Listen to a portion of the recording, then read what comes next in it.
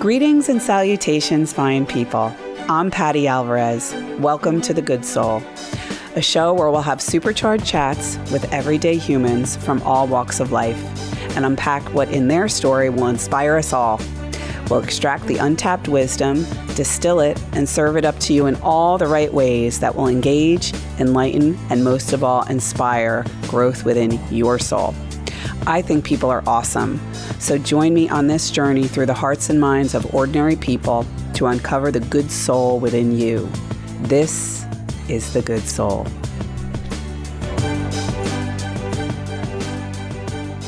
Hello, universe. Welcome to The Good Soul. We are on episode 24, and I just can't believe it. And I just learned a fun fact about the number 24, which I'm going to have my sweet friend Gabe explain. But first, I'm going to give you the name of our episode. It's called Living and Giving. What a great guy. I had so many ideas about what I wanted to call this. But first and foremost, my good friend, sweet Gabe Barajas.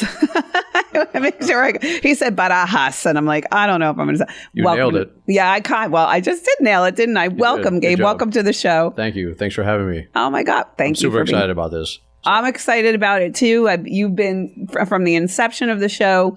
When I had a list of people who I wanted to have on, you were definitely in the top end of that list. So here we are, living out the dream. Right. Yeah.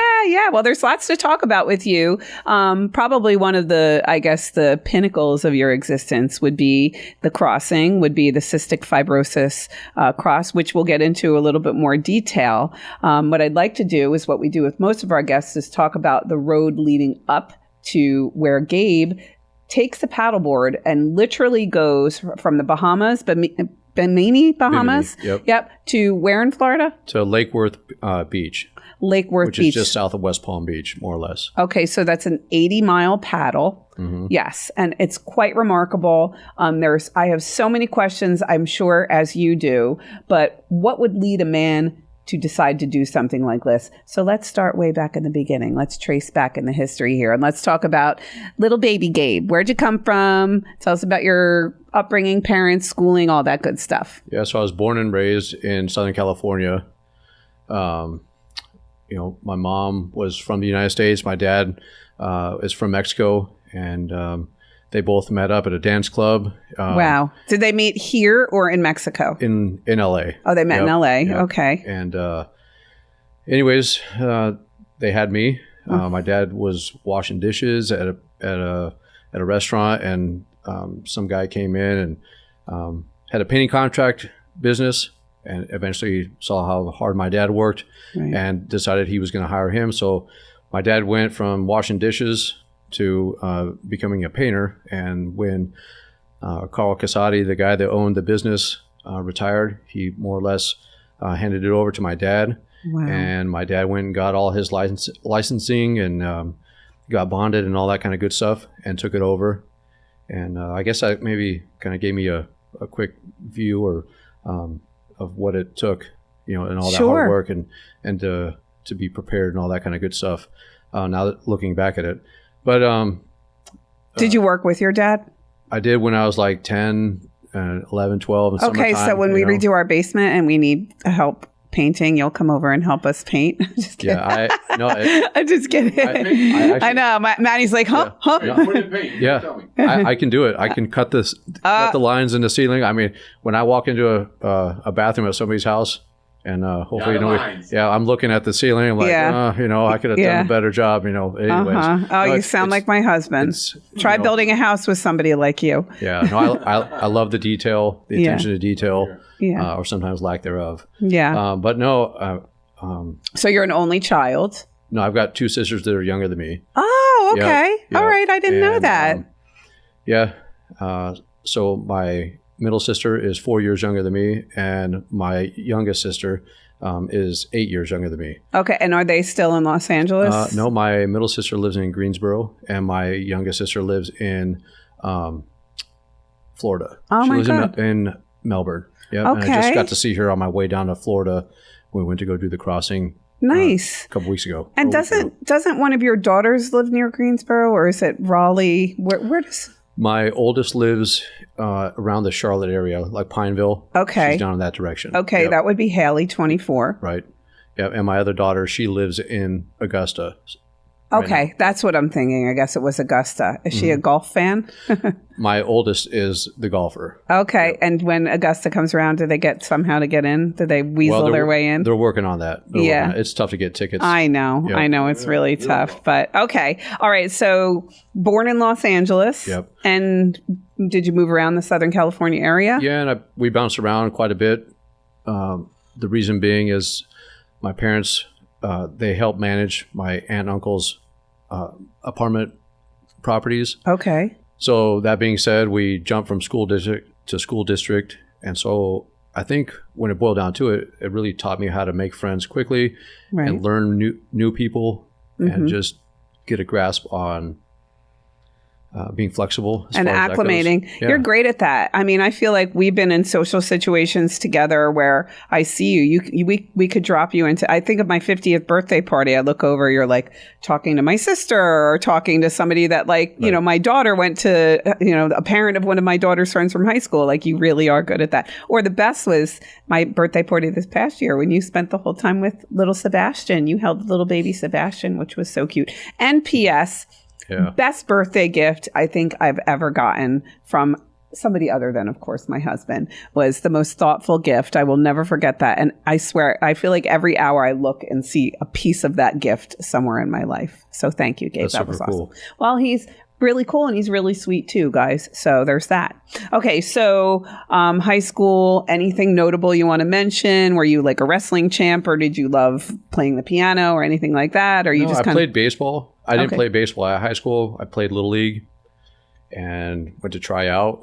And that was like my passion. My dad loved playing baseball. He taught me how to play and tons of hard work and all that kind of good stuff. He would get home from work and take me to, field ground balls till the sun went down. Yeah. You couldn't see the ball. And he'd, pitch batting practice and all that kind of good stuff. And I really had a love for the game. I still do. And then I went to try out and my mom didn't sign the permission slip or whatever from the doctor. Yeah, the weight, all that good stuff, and they wouldn't let me try out. And I was so crazy. Upset. I was like heartbroken because that was my thing. And I knew I was good enough and all that kind of good stuff, but I didn't play travel ball like a bunch of the other kids, so I didn't have like that notoriety that a lot of people did, or so I felt. Yeah. So because of that, then I had my first car, right? So my first car was a '69 Chevelle. There you go. I was going to say, there's a reason why that happened. So right, but to back up from that, right? So my mom and my dad, when I was real little, like 3, 4 years old, 5, they would take me to this place called Saga Speedway, which is 30 miles. It was like from where we lived. It was this little short track, kind of like Hickory is to here. Okay. Right? And they had like the Saturday night races and all that kind of good stuff, and the gas and the rubber and the smells and all that. Mm-hmm. Well, my mom would take a grocery bag, the old paper ones, and she would cut it down the middle and flip it inside out, and then she would draw a racetrack. And so I would take my Hot Wheels and I would put them on there, and I would just sit with my imagination, for hours on end, and I would play like that. So then you fast forward to getting bicycles and tearing them apart and all that kind of boy stuff, and putting them back together or putting them back together. And so then when I got my car, go ahead. I'm going to ask you to hit pause because this is where Gabe caught the bug I'm sensing for the automotive business. So not only NASCAR, but we're going to talk about how he served our country as a U.S. Marine and so much more ahead. So stay tuned. We'll see you in just a couple minutes on The Good Soul.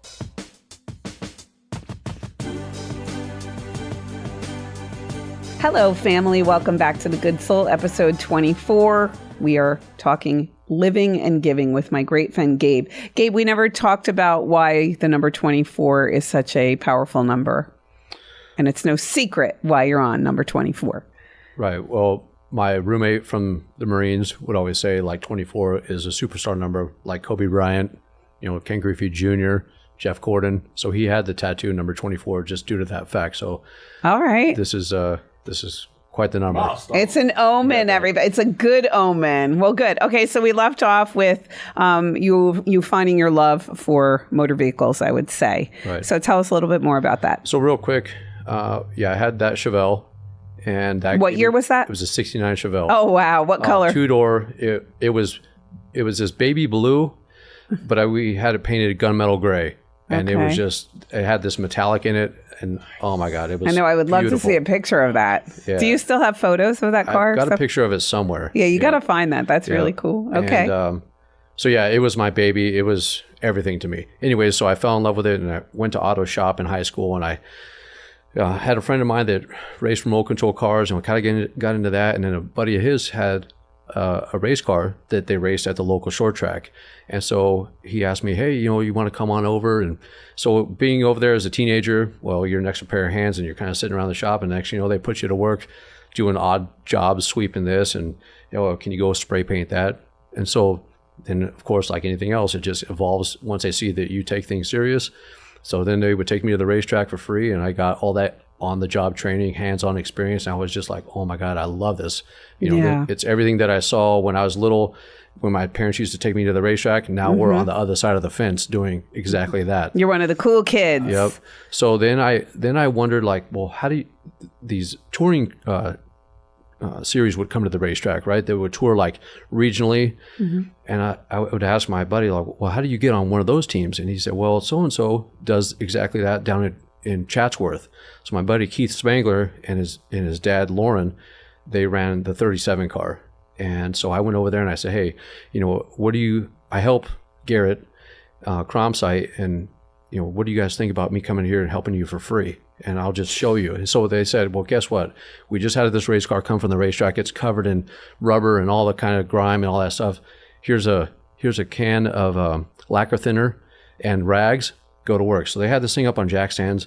Tires were off of it, and they left me there for hours. And when they came back, they were like, oh my God, this is the cleanest anybody's ever Brand new car. How old were you at this point? I was like 17, 18. 17. So out of high school yet, or still? Yeah, right there, right close to it. Okay. Yep. And did you know what direction you were going in out of high school, or you were still kind of trying to find yourself? No, I knew that college wasn't for me because I loved working with my hands. My mind was just geared that way, more or less, So I went, I knew that I wanted to become a Marine because my grandfather was a Marine. My uncle on my mom's side was a CB, and we have a lineage from my mom's side of the family that runs all the way back to the Civil War of people being in the military. Wow. Okay. So I felt like not so much an obligation, but almost a duty, or I just wanted to have that part of me. And not necessarily that I wanted to serve 20 years and retire, but I wanted to have that stepping stone. Yeah. And what it would mean to you as far as, just the morals that it gives you and that confidence. So I joined the Marines when I was 18 years old, and with the idea that I was going to go and become a heavy equipment mechanic. So my MOS was a 1341, and I learned how to work on. What does that mean, your MLS? Your MOS is your job designation. Okay. So depending on what number you are, there's tons of different jobs. So you take a test, and based on that test, how good you do or how bad you do opens up more fields of opportunity to give you a job choice. And it helps them to place you. Right. Okay. Yeah. So 1341 is just code for the job you did? Yep, exactly right. Okay. Yep. And so I did that. I wanted to travel to see the world, of course. And guess what? They stick me in 29 Palms, which is like 2 hours from where I grew up. Are you kidding me? That's funny. No I went to high school with somebody who was stationed at, Earl? Yeah. It was like, 10 minutes from where he grew up. He's like, of all the places. Yeah, but, so I would drive home. I mean, it was cool because my mom got cool. to come in and see me and my sisters and all that kind of good stuff. But at the same time, I was like, I wanted to be in Camp Lejeune or Cherry Point out here in North Carolina because I was like, that's 3,000 more miles closer to where I need to be, right? In NASCAR racing country. Yes. My ultimate goal, right? Yeah. Race City, USA. So I had that in my mindset that like, I got to get over here, right? So with a year left to go on my contract, I asked to be stationed somewhere else. So I got sent to Okinawa. Oh, wow. I went to Okinawa, I was still in the same MOS field, but they put me in working on the Zodiac boats that you see like the Navy SEALs on, these black Zodiac boats, right? Yeah. So I became a Zodiac boat mechanic. So we worked on all the outboards, all the Mercury outboards, and we would take them and do all this stuff on the ocean. You'd have to go like underwater in scuba gear, or no, not necessarily. But what we would do is we would take them and put them in the helicopters, right? And we would where they would drop the back door, and we would have just our shorts on and a set of fins. And Okay. we'd push this thing out the back door, and we'd be 20 to 40 feet off the ocean as the helicopter's moving across the top of the water. And we'd shove that thing out the back, off it would go, and then we would just jump with our fins right over top of our head out into the water. And it would tell you, make sure you're looking at the horizon, because if you look down, you're going to splat on top of the water. So, Not of course, scary or anything. Yeah. So that's I'll stick to yoga and fashion. yeah, so that's where that no fear came in, I Yeah. guess, right? You just the Marine Corps just teaches you like. Right at it. Yeah. Well, and I also think too that men are just wired so differently. We'll come across situations where I realize how much of a man my husband is, that I'm like, I would never walk out in the middle of the night when one of the kids thinks somebody's outside. You know, like what, I'd be hiding under the bed calling the police. And men are really, I mean, I think you're all extraordinary creatures. I think that's really cool. So I'm sure there's lots of women out there. Oh, you're welcome. Please. Oh, come on. I could think of many stories. Love you, babe. Oh, I love you more. So I will say, well, all right. I just want to give one up to the ladies too, because I don't want any women who are either in uniform in the military to take any disrespect to that. There's a lot of brave women out there too. That's for sure. Yeah, there's a lot of sisters in the Marine Corps as well as all the other armed services. Well, listen, we all have got to give birth. That alone. Anyway. All right. So let's keep moving along. So in the Marines, and how do you end up there now? CAT, which is heavy machinery, kind of gets mixed in. That leads you to NASCAR. So let's get there. Okay, so let's see. So I get out of the Marine Corps, and at that same time, in that time that I'm getting out, my mom is having some issues with her health, and so it turns out she has cancer. So it brought me back from Okinawa sooner than expected. So in that time, my girlfriend at the time gets pregnant, and my mom passes away in '99. My first daughter is born, Haley. So my mom passed away in July, and crazy enough, I go to the racetrack that same night after she passed away, and we won that race, and I still have that trophy with the date on it and the whole bit. Yes. So my daughter gets born in October. So, you know, life kind of hands you that. Sometimes it takes something away and it gives you something in return. And so Haley's middle name is my mom's middle name, Haley. So it's Haley Jean Barajas. Oh, beautiful. So that being said, I worked for Caterpillar in Southern California. So did you go right from, like, do they have job placement, the Marines, or did you have to go and just show up at, different places and say, here's my, those were the days when we had resumes. Yep. Right? You the old them. school. Yeah, I know. You even brought I'm like, Gabe, tell me a little about yourself. Maybe your resume. You hand delivered me your resume. I'm like, whoa, you could have just emailed this to me, but that was cute. Yeah. I like that. Yep. I like that. Oh, I should have put a stamp on it. Right? I know. It's like the Gabe Express even brought it here, which was even cooler. So I hit the ground running, just put out resumes to as many places. And I got accepted at the local Caterpillar dealership. And so that was in Southern California, Orange County? Yep. So right around that area in Whittier. Okay. And are you raising now Haley with your, so we got married. Okay. Your ex-wife. We got married. So we're raising her. Okay. And what is her first name? I've never known this. Your ex-wife's first name? Tracy. Tracy. Yep. Okay. Yep. So in the midst of all that, then 2 years after that, we had Brooke. Okay. Right? So at this time, in my mind, I'm thinking, oh, my dream of getting to North Carolina is going further and further away. Yeah. Now, because I've got to be the breadwinner, which is great. Tracy stayed at home, raised the girls. And so I put in an application or found a job opening at Gregory Pool, which is in Raleigh. Okay. And this is the crazy part is I submitted it and they wanted to have me out for an interview. And I'm thinking, what? I'm from Southern California. So guess what? They said, well, we're going to fly you out. So I flew out on a Wednesday night from LAX, and I told my job that I had like a doctor's appointment or something to go to on Thursday, right? Still got a balanced life. So I fly out. They give me a room, whole bit, rental car, do the interview on Thursday, fly back Thursday night, go to work Friday. Oh, my God. So then How is your wife handling all this? I guess the girls are too young to have an opinion, but is Tracy saying, I don't know if I want to move to North Carolina, or is she totally on board with it? She was on board with it. Oh, great. Yeah, That's awesome. She was on board. All right. One less thing to worry about. Check. Yeah. No, she was fully on board. She believed in me that I could do it. And my whole thought process was that I could be a crew chief, given the opportunity. And because my buddies in California were like, you just got to get to North Carolina and you can be something in racing. Mm-hmm. And I believed in them wholeheartedly that I was doing the right thing. And I knew in myself as well that with my work ethic that I could do it, right? And so that's what I did. We moved out here. You came to Morrisville or you went to Raleigh? Well, I went to Raleigh, right? Okay. So they offered me the job. I told my job, hey, guess what? I'm taking a job somewhere else. And prior to that, I had just went to a training course in Phoenix, Arizona. Okay. And they thought I was going to Phoenix. I'm like, no, remember that time I took that Thursday off? Well, I got a job in North Carolina. And they're like, wait, what? Oh, my God. Okay, listen, I hate to do this to you, but we're going to hit pause. Excuse me, we're going to hit pause. And when we get back, we're going to hear about your adventures in NASCAR. And then we're going to get into Piper's Foundation and the crossing because, God, there's a lot to learn about you, Gabe. It's hard. I know. It's really, I'm really riveted. So, guys, get excited. We have lots more to learn about Gabe and all the great things that will inspire us about him on The Good Soul.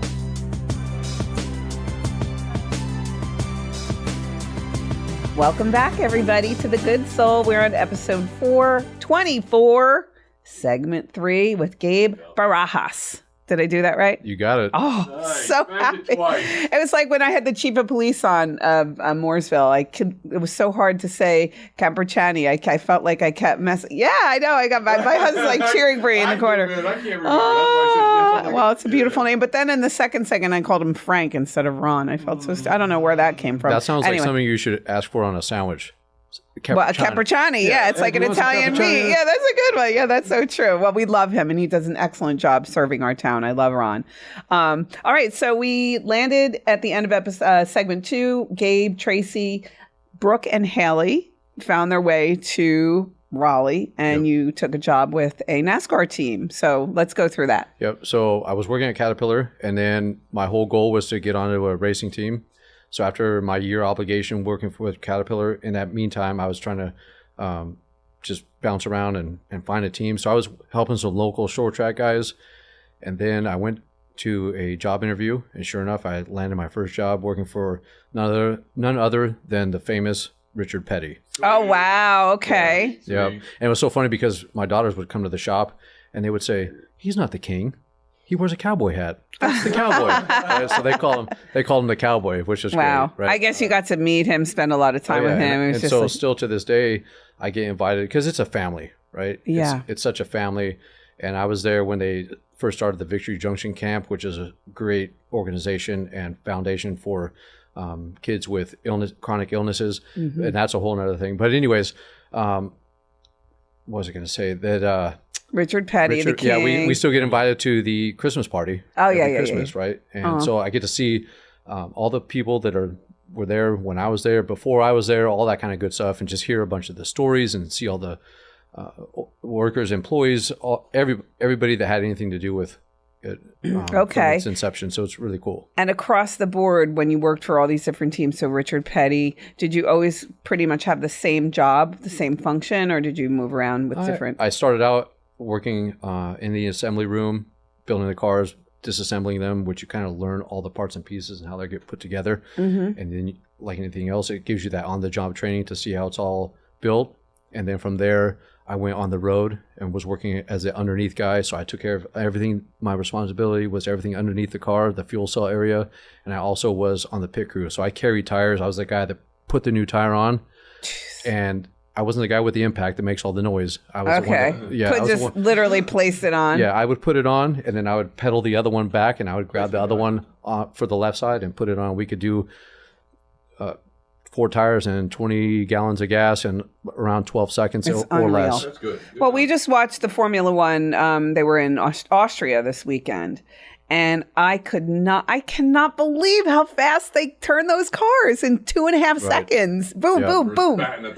Oh my God. Yeah, it's so impressive. Yeah, it's a dance. It's a dance for sure. It's more than it's. Mm-hmm. Oh my God, it's amazing. Yeah, I know that was sad what happened to those poor guys at the end. But we had gone to our first NASCAR race, a month and a half ago, and I've been to a lot.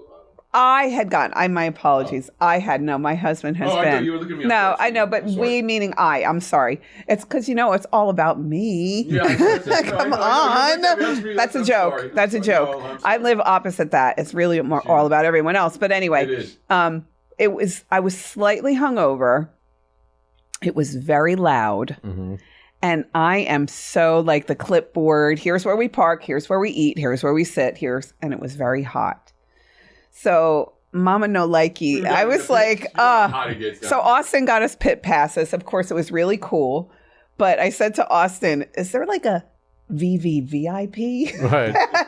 Like where I'm inside and like covered and it's air conditioned and a waitress brings me a nice, delicious, fruity drink. Right. And that's what I'm shooting for the next time. I mean, now that I know it's probably going to be a little bit better, but it's so loud. Oh, yeah. I mean, you guys deal with that. And then even my Molly, who's like a boho kind of hippie chick, she's like, Mom, this is so cool. They're down. I was right on the wall. Yeah, they were right. On the pit wall with my handicap, so I was able to sit on the wall right next to. I mean, literally right from here to you away. Yep. And they were jumping over the wall. I was like, "This is awesome." Crazy. It was really cool. Yeah. Well, because Manny has MS and he's very charming and he has this cute little limp and he's got his cane. And one of the guys, when we were like, clear the area. And they were like, except for you can stay there, which I thought was really cute. Yeah. Okay. So we have to move along. I can't believe we're getting there. I'm telling you to hurry and I'm rambling on. So this brings you to Piper's. I mean, I know you had a couple, now you're working for Ford. Right. Right. But tell me how you landed this whole, or you kind of fell in love with this whole cause. Yeah. So real quick, I went from racing, just decided when it got to be to where it wasn't going to be any fun anymore. I always told myself that I was going to get out. Well, I had an opportunity, which I'm now at Mooresville Ford, love it there. Right. Okay. And so that's what kind of gave me that chance to have a more 7 to 6 job. Racing is not that. It's not traveling. Yeah, not traveling. Okay. So I was able to have the weekends to myself and plan and just have more structure, right? And at this point, are you and Stephanie together now, or? Yep. So I was remarried. Remarried to Stephanie, who is a dear friend of mine that I love. Hi, Stephanie. And so, at that time, I was going through some stuff, and a buddy of mine had a paddleboard, and I just didn't so much need some therapy. I just needed some time to think some things through and that were going on in my life, and that paddleboard just allowed me to get out there and just experience Mother Nature and let her be my therapist and just let my thoughts go. And there was just a lot of stuff going on that I needed to make decisions about. Mm-hmm. And it was just something that really meant a lot to me as far as getting mental clarity and all that kind of good stuff as well. So in that whole thought process, I decided to make a little trip, and I went from more or less the side of the lake that Eddie's is on. Mm-hmm. And I packed a dry bag, and I headed off on a June night at 8 p.m. and I paddled out to Dog Island right outside the point. Okay. So I get there and there's all these people out there hanging out, and there's a whole other story and all that. But then I paddle the next morning. I get up and paddle to Blue Parrot, which is on the other side. So I paddled roughly 14, 15 miles, and I thought I had done something. And I told a friend of mine, and she says, well, I just had this buddy of mine that paddled from the Bahamas to Florida. And I'm like, wait, what? Oh. And so I look it up on the website, and now I'm like, I need to know more, because paddleboarding, it's like you can just kind of like running. You can just go and go and go. Sure. And I'm like, well, if I went 15 miles, surely, of course, I can go 80. So I learned about this whole event, and it happens to be about this guy, Travis Suit, and his daughter that had or has cystic fibrosis. Travis has it as well, but he doesn't have the same strain. Well, I didn't know that. Yeah, so and Piper has a very aggressive strain. It's DF508. Okay. So can you tell us a little bit about what cystic fibrosis is? Yeah, so cystic fibrosis is a genetic disease that is a thickens the mucus. Mucus, right? Yeah, that mainly attacks the lungs and the pancreas. And because of the medication and the therapies that are there to treat it, it also is very hard on the digestive system as well. So him and 4 of his buddies decided to set out on this trek from the Bahamas to Florida, and raise money and awareness for CF. And his daughter at the time, from what I remember,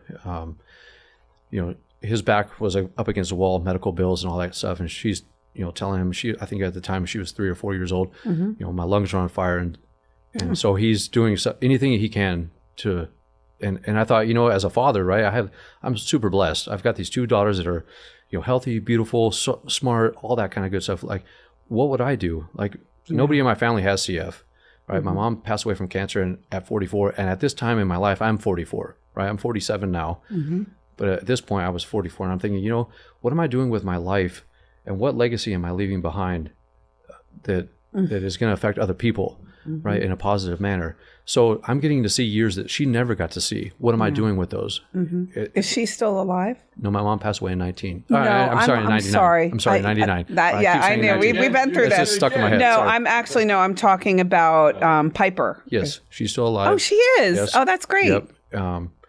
Yeah, she's still alive. And, but that was just my thing is, I don't have a direct connection. I just have direct connection as a human being. Yeah. And want to do something for somebody else, and that when I pass away, that somebody else is going to be affected by some action that I took. Sure. And that we all took. And as I'm a simple, small energy force, but what can I do to tie other people together? Okay, on that note, I'm going to ask you to hit pause, and you're not simple and small. I think we're all more powerful than we can even get our heads around. But on that note, we are going to come back, and when we return, we're going to talk about what goes into paddling 80 miles, right, from the Bahamas to Florida. And we're going to talk about what's in Gabe's cup, and maybe it'll give you an inspiration to figure out what's in your cup. So don't go away. I hope it got you curious. Stay tuned.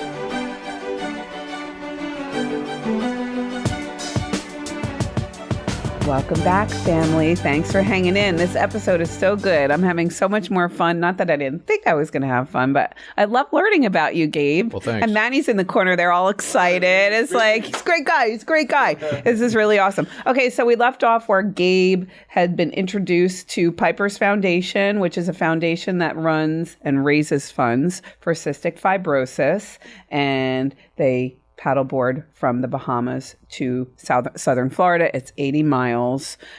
You would have been on your third year this year. Tell me what that looks like, the training. Let's start with. So for me, the training was just progressively going further and further different distances. So I would go 10 miles. That's what I did this year, right? So on Saturday, I would get up and go 10 miles, and maybe the next week I would go 15 and 20.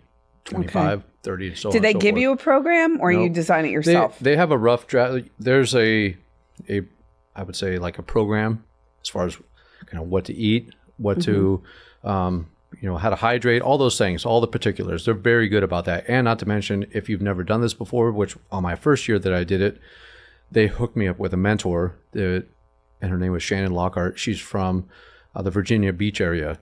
And I'm going to guess that the reason being that they did that was because I wasn't one of the people coming from Florida. A lot of the paddlers are in the southern Florida area. Okay. Is that where he lives? Yes. Okay. Yes. And also to speak about the ocean, the connection between the ocean and CF is people with CF, one of the treatments, there's a saline or salinity treatment. And so because of the salt water in the ocean, it actually slows the bacteria growth rate down for people with CF. Okay. So there's definitely that connection also. So there's saline type treatments? Right. As a therapy. Right. Yeah. I'd love to learn more about that. Yeah. So Shannon was a wealth of information, and we're still friends today. But yeah, so she was able to tell me from her experience doing the crossing what I needed to be aware of, look out for, how to train, all those kinds of good things. So I was able to pick her brain, which was definitely very helpful in me and instrumental in me being successful my first time, because I wanted to go from one beach to the other beach. And what percentage of people make it? I don't know, to be honest. No, that's okay. But do people, and I'm not being negative, but do some people, are they like, forget this, it's too much? Oh yeah. There's some people that get behind the boat and have carbon monoxide, depending on the type of injury it is, right? They experience fatigue, mental heat exhaustion. Sure, delirium. Yeah, all that stuff. Sharks. Yeah, sharks. There's that. Yeah. Which happened. We'll get to that. We'll get to that. Okay.